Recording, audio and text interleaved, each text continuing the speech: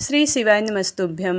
9 अगस्त 2026 आज है रविवार का दिन और आज के दिन आप सुनेंगे सावन मास महात्म्य कथा का 11वां अध्याय। आज की कथा में रोटक तथा उदुम्बर व्रत का वर्णन सुनेंगे। सनत कुमार बोले, हे देव, श्रावण मास के वारों के सभी व्रतों में मैंने आपसे सुना, किंतु आपके वचनामृत का पान करके मेरी तृप्ति नहीं हो रही है। हे प्रभु, श्रावण के समान अन्य कोई मास नहीं है, ऐसा मुझे प्रतीत होता है।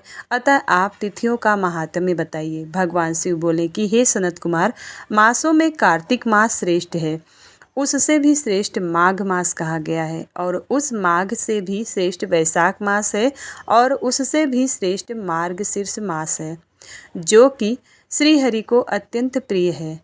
विश्व रूप भगवान से उत्पन्न होने से ये चारों मास मुझे प्रिय है, किंतु 12 मासों में श्रावण मास तो साक्षात शिव का रूप है। हे सनत कुमार, श्रावण मास में सभी तिथियां व्रत युक्त हैं, फिर भी मैं उनमें प्रधान रूप से कुछ उत्तम तिथियों को आपको बता रहा हूँ, जो ध्यानपूर्वक सुने। सर्वप्रथम मैं तिथि तथा वार से मिश्रित व्रत आपको बताता हूँ। श्रावण मास में जब प्रतिपदा तिथि में सोमवार हो तो उस महीने में 5 सोमवार पड़ते हैं। उस श्रावण मास के मनुष्यों को रोटक नामक व्रत करना चाहिए। यह रोटक नामक व्रत 3.5 महीने का भी होता है। यह लक्ष्मी जी की वृद्धि करने वाला तथा सभी मनोरथों की सिद्धि करने वाला है। हे मुने, मैं उसका विधान आपको बताऊंगा, आप सावधान होकर सुनिए। श्रावण मास के शुक्ल पक्ष में प्रतिपदा तिथि को जब सोमवार हो तो सोमवार के दिन विद्वान प्रातःकाल यह संकल्प करे कि मैं आज से आरंभ करके रोटक व्रत करूँगा। हे सुरश्रेष्ठ, हे जगत गुरु, मुझ पर कृपा कीजिए। उसके बाद अखंडित बिल्व पत्रों, तुलसी दलों, नीलोत्पल, कमल पुष्पों, कहलार पुष्पों, चंपा तथा माली के पुष्पों, गोविंद पुष्पों, आँख के पुष्पों तथा ऋतु तथा काल में होने वाले नानाविध अन्य सुंदर पुष्पों, धूप दीप नैवेद्य तथा नाना प्रकार के फलों से शूलधारी महादेव की प्रतिदिन पूजा करनी चाहिए। विशेष रूप से रोटकों का प्रधान नैवेद्य अर्पित करना चाहिए। पुरुष के आहार प्रमाण के समान 5 रोटक बनाने चाहिए। बुद्धिमान को चाहिए कि उनमें से 2 रोटक ब्राह्मणों को दे दे, 2 रोटक स्वयं भोजन करे और 1 रोटक देवता के नैवेद्य के रूप में अर्पित करे।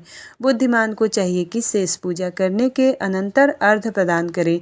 केला, नारियल, जंबीरी, नींबू, बीज पूरक, खजूर, ककड़ी, दाख, नारंगी, बिजौरा, नींबू, अखरोट, अनार तथा अन्य और जो भी ऋतु में होने वाले फल हों, वे सब अर्धदान में प्रशस्त हैं।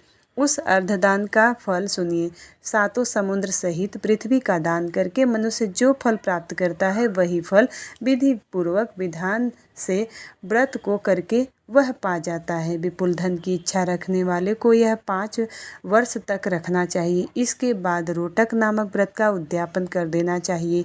उद्यापन कृत्य के लिए सोने तथा चांदी के 2 रोटक बनाएं।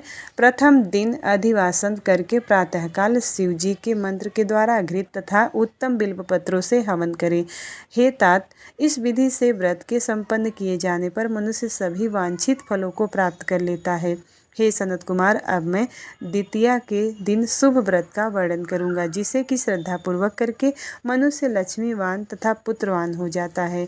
और औदुम्बर नामक यह व्रत पाप का नाश करने वाला है। शुभ सावन का महीना आने पर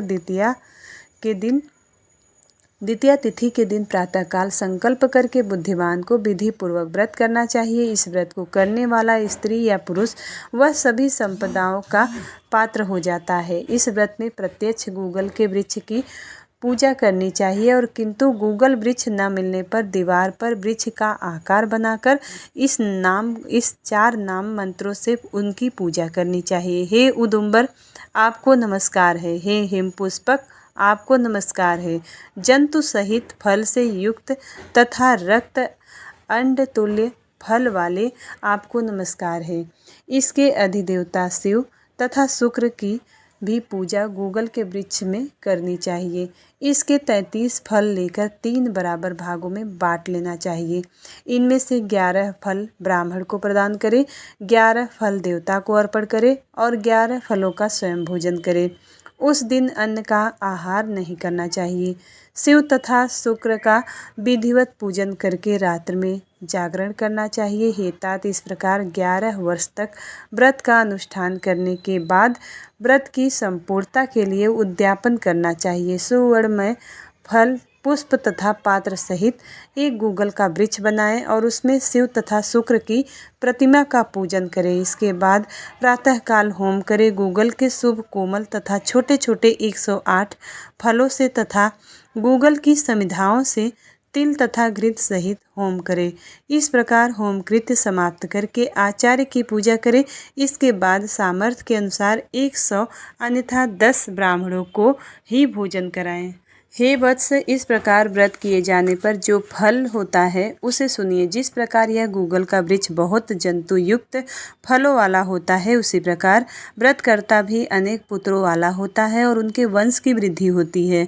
यह व्रत करने वाला सुवर्णमय पुष्पों से युक्त वृक्ष की भांति लक्ष्मीप्रद हो जाता है। हे सनत कुमार, आज तक मैंने किसी को भी यह व्रत नहीं बताया था। गोपनीय से गोपनीय इस व्रत को मैंने आपके समक्ष कहा है। इसके विषय में संशय नहीं करना चाहिए और भक्ति पूर्वक इस व्रत का आचरण करना चाहिए। इस प्रकार श्री स्कंद पुराण के अंतर्गत ईश्वर सनत कुमार संवाद में श्रावण मास महात्म्य में प्रतिपद रोटक व्रत द्वितीय औडुंबर व्रत कथन नामक 11वां अध्याय संपूर्ण हुआ। इसके आगे की कथा 12वें अध्याय में सुनेंगे। उम्मीद करती हूँ वीडियो आपको पसंद आती है। यदि वीडियो पसंद आता है तो वीडियो को लाइक करिएगा। चैनल पर पहली बार आए हैं तो चैनल को सब्सक्राइब जरूर करिएगा। मिलती हूँ अगली वीडियो में, तब तक के लिए हर हर महादेव।